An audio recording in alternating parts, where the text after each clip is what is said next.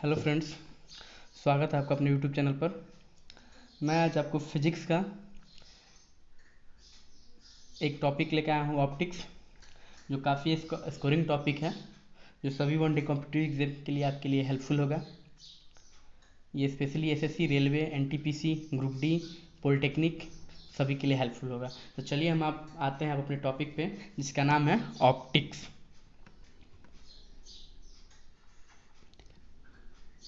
Optics को हिंदी में प्रकाशिका बोला जाता है।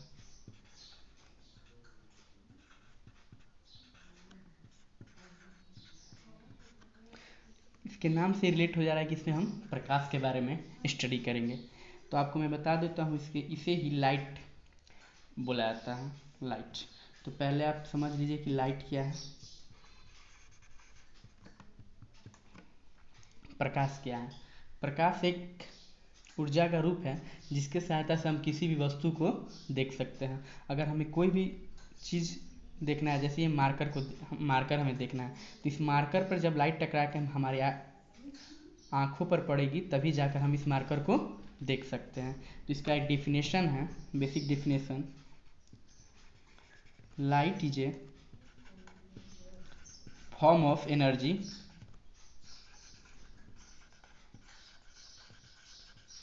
ड्यू टू विच, जिसके सहायता से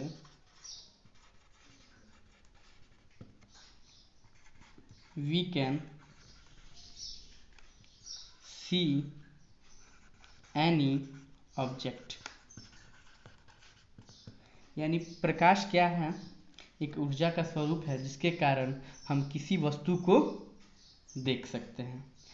चलिए हम लाइट की कुछ बेसिक प्रॉपर्टीज के बारे में बात करते हैं कि लाइट की प्रकृति कैसी है। तो अकॉर्डिंग टू डी ब्रोगली, एक साइंटिस्ट थे डी ब्रोगली साहब,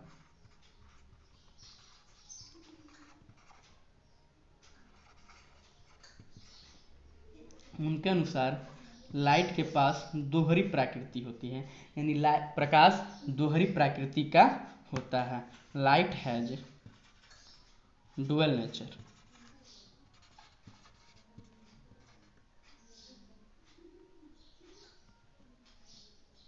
लाइट हैज डुअल नेचर यानी प्रकाश दोहरी प्रकृति का होता है। इसमें कौन कौन से इसकी प्रकृति आती है? एक, पार्टिकल्स, जिसको हिंदी में कण बोला जाता है, और दूसरा इसका है वेव, तरंग। यानी डी ब्रोगली के अनुसार लाइट का दो नेचर होता है, एक पार्टिकल्स होता है, एक वेव होता है। तो हम ये आता है कि पार्टिकल्स नेचर किस इफेक्ट या किस प्रभाव या किस तरीका से हम इसको प्रूफ कर पाएंगे कि यह लाइट पार्टिकल नेचर का होता है। तो एक फोटो इलेक्ट्रिक इफेक्ट है। फोटो इलेक्ट्रिक इफेक्ट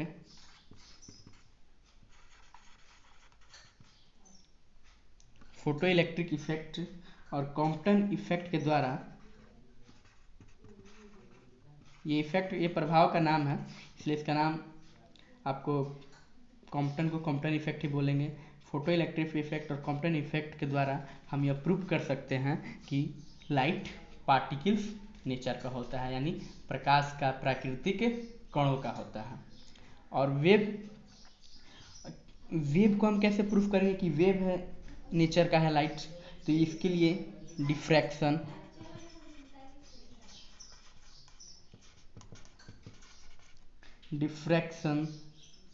पोलराइजेशन, जिसको ध्रुवीकरण कहते हैं, पोलराइजेशन को हम लोग हिंदी में क्या बोलते हैं? ध्रुवीकरण। Interference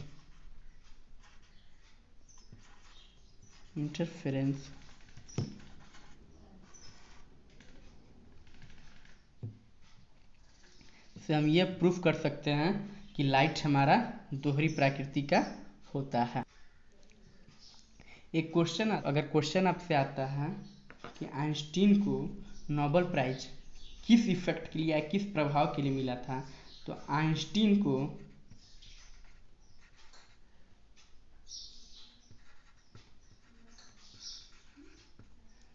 Nobel prize photo electric effect के लिए मिला था। Einstein get Nobel prize for photo electric effect in 1921। यानी एक क्वेश्चन आता है कि आइंस्टीन को नोबेल प्राइज किस इफेक्ट के लिए मिला था, तो कितने सब मार देते हैं इजकल टू mc² में, जो रॉन्ग क्वेश्चन रॉन्ग है। आइंस्टीन को Nobel prize photo electric effect के लिए मिला था। ये थ्योरी ऑफ रिलेटिविटी है, इजकल टू mc², जो काफ़ी फेमस थ्योरी है। इसके तो लोग इस पर अधिकतर टिक मार देते हैं, जो बिल्कुल एक रूप से गलत है। यानी अगर आपसे क्वेश्चन आता है कि आइंस्टीन को नोबेल प्राइज कब मिला था, तो 1921 में मिला था। किस लिए मिला था, तो फोटो इलेक्ट्रिक इफेक्ट के लिए उन्हें नोबेल प्राइज से सम्मानित किया गया था। अब हम देखते हैं कि लाइट पार्टिकल्स का बना होता है, यानी कण का बना होता है। तो लाइट किस कण का बना होता है, ये भी हमें जानना है। तो लाइट फोटोन पार्टिकल से मिलकर बना होता है। अगर आपसे क्वेश्चन कोई पूछा जाए कि लाइट प्रकाश किस पार्टिकल से मिलकर बना होता है, तो उसका आंसर होगा फोटोन। यानी लाइट इज मेड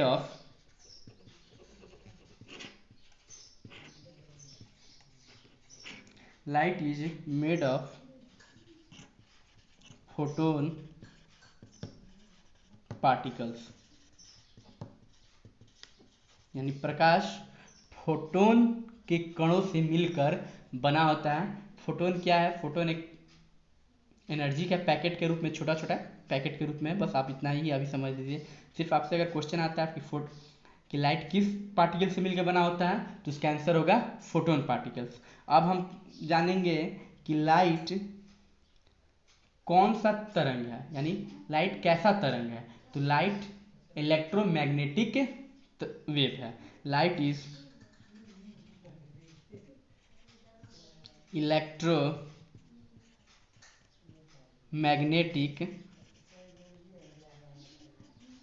वेव, यानी प्रकाश विद्युत चुंबकीय तरंग है। अगर आपसे पूछा जाए कि प्रकाश कैसा तरंग है, तो प्रकाश विद्युत चुंबकीय तरंग है। ये रहा आपका, मैं अभी आपको लाइट का बेसिक बता रहा हूँ। एक चीज इसमें और लिख देंगे कि light always travels in a straight line.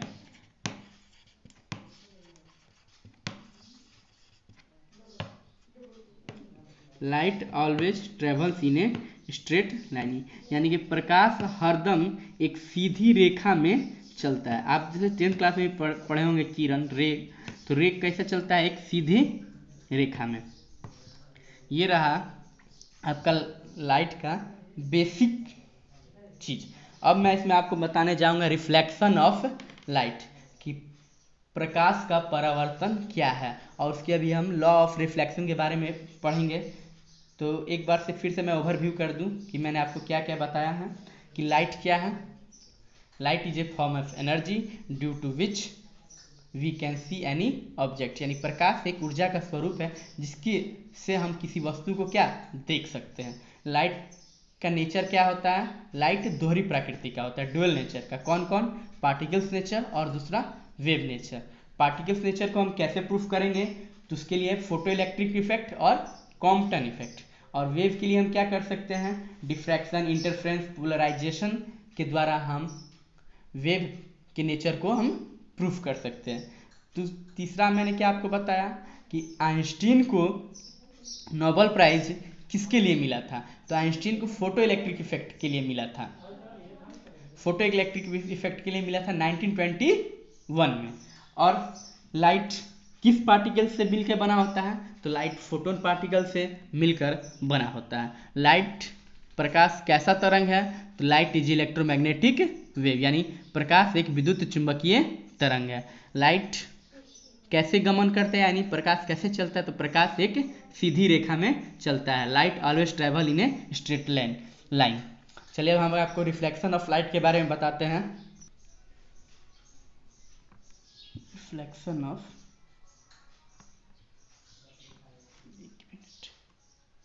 Reflection of light.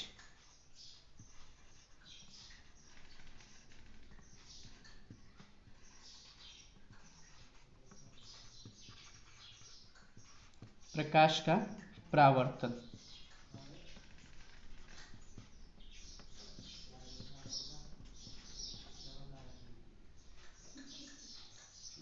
प्रकाश का परावर्तन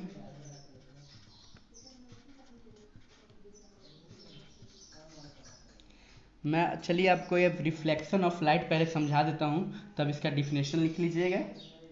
देखिए रिफ्लेक्शन ऑफ लाइट क्या है।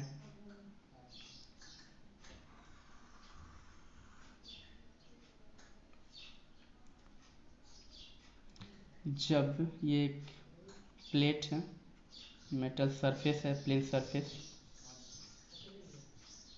जो एक तरफ से पेंटेड किया हुआ है, लाइट कहीं से आई या इस सरफेस पर टकराकर पुनः उसी दिशा में लौट गई, यानी लाइट यहाँ से चली किसी सोर्स से, अब पुनः उसी दिशा में लौट गई, यानी कि वह घटना जिसमें प्रकाश किसी सतह से टकराकर पुनः उसी दिशा में लौट जाता है, उसे हम क्या कहते हैं, प्रकाश का परावर्तन।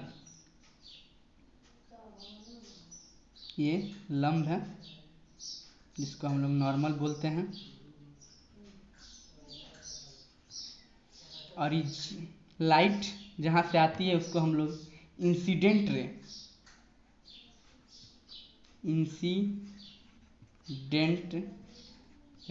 इसको बोला जाता है हिंदी में आपतित किरण, यानी जो रे आती है किसी सोर्स से उसको हम लोग क्या बोलते हैं, इंसिडेंट रे, और जो रे सतह से टकराने के बाद पुनः उसी दिशा में लौट जाती है उससे हम कहते हैं रिफ्लेक्टेड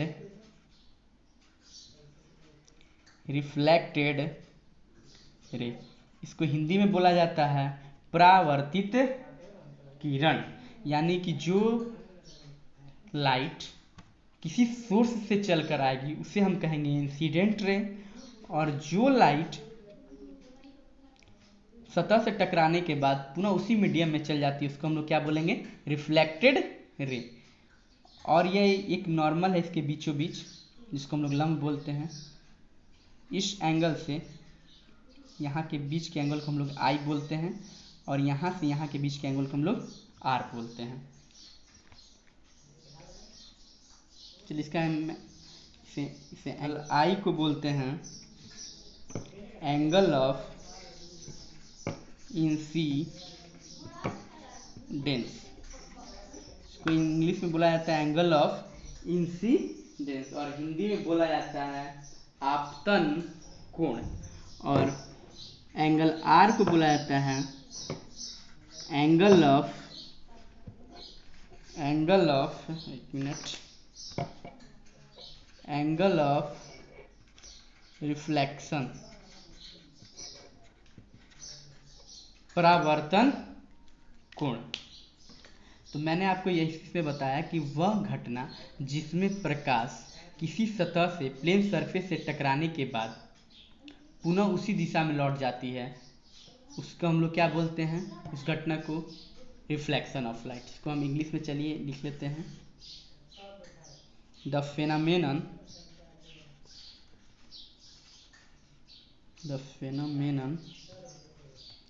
इन विच, जिसमें a light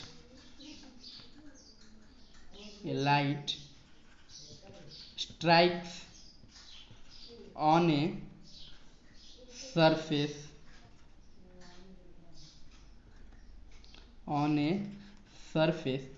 and it bounce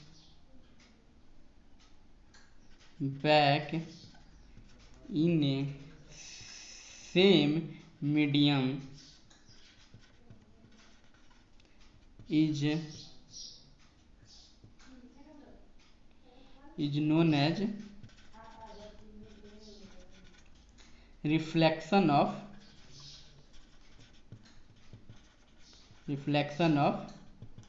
light. तो मैंने आपको डिफिनेशन भी बता दिया। अब इसके आते हैं लॉ ऑफ रिफ्लेक्शन कि प्रकाश के परावर्तन के नियम। चलिए इसको हम लोग समझ लेते हैं। Law of reflection.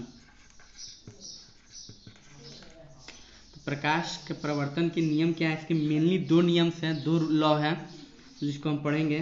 पहला लॉ क्या है? Angle I equal to angle R। इसका मतलब आपतन कोण परावर्तन कोण के बराबर होता है। और दूसरा है इंसिडेंट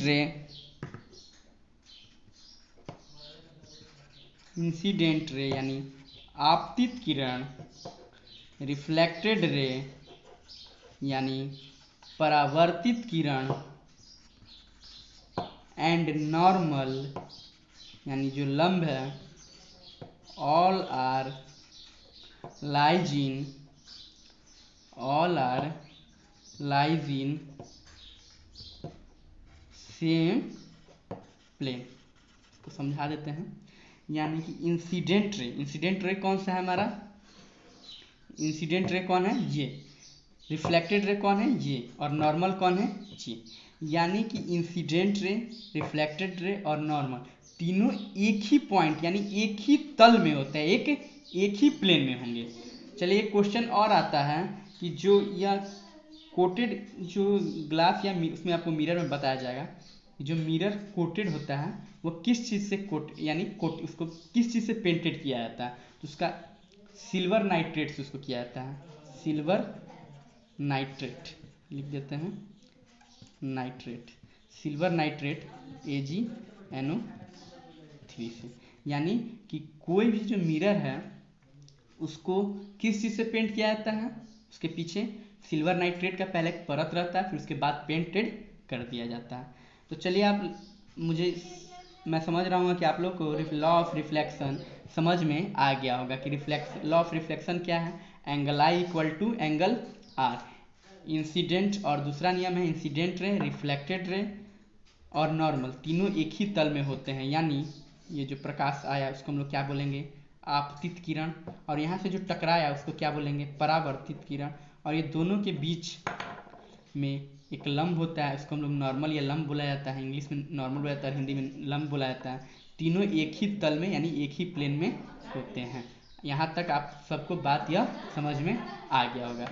चलिए इसके आगे हम और डिस्कस करते हैं कि रिफ्लेक्शन ऑफ लाइट कौन कौन से सरफेस के लिए एप्लीकेबल होता है कि यानी किस किस के लिए होता है, किस किस के लिए नहीं होता है। इसके आगे हम उसके बारे में और डिस्कस करते हैं। क्वेश्चन होता है कि प्रकाश के परावर्तन के नियम किस सतह के लिए वैलिड है, यानी किस सतह के लिए मान्य है और किस सतह के लिए मान्य नहीं है। तो अगर आपसे क्वेश्चन आए कि लॉ ऑफ रिफ्लेक्शन किसके लिए वैलिड है, स्मूथ सरफेस यानी चिकनी सतह या रुखरी सतह के लिए, तो इसका आंसर हुआ कि लॉ ऑफ रिफ्लेक्शन सभी प्रकार के सतहों और दर्पण के लिए मान्य है। यानी हम एक स्टार मार्क करके इसको लिख लेंगे। Law of reflection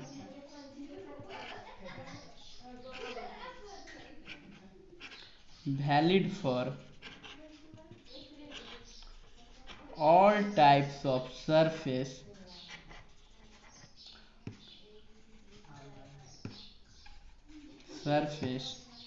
and mirror। यानी प्रकाश के परावर्तन के नियम सभी प्रकार के सरफेस और मिरर के लिए मान्य होते हैं। ये है आपका स्मूथ सरफेस, चिकनी सतह। इसमें क्या होता है, प्रकाश आया, टकराया, फिर आया, फिर प्रकाश आया, फिर इसमें टकराया, फिर रिफ्लेक्टेड हुई। इसमें हम क्या देख रहे हैं कि जितने भी रिफ्रैक्टेड रे हैं वो क्या है, एक दूसरे के पैरेलल है, यानी एक दूसरे के समानांतर है। यानी कि चिकनी सतह पर जब प्रकाश का परावर्तन होगा तो उसका जो रिफ्रैक्टेड रे है वो क्या होगा, एक दूसरे के पैरेलल होंगे। यानी ऑल रिफ्लेक्टेड रे आर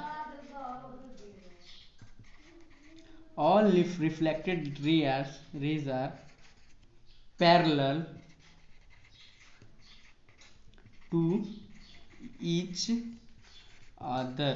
यानी कि इसमें हम देख रहे हैं कि जितने भी रिफ्लेक्टेड रे हैं वो क्या एक दूसरे के समानांतर हैं, और इस प्रकार के परावर्तन को हम रेगुलर रिफ्लेक्शन, इस प्रकार के परावर्तन को हम रेगुलर रिफ्लेक्शन कहते हैं, जिसको हिंदी में नियमित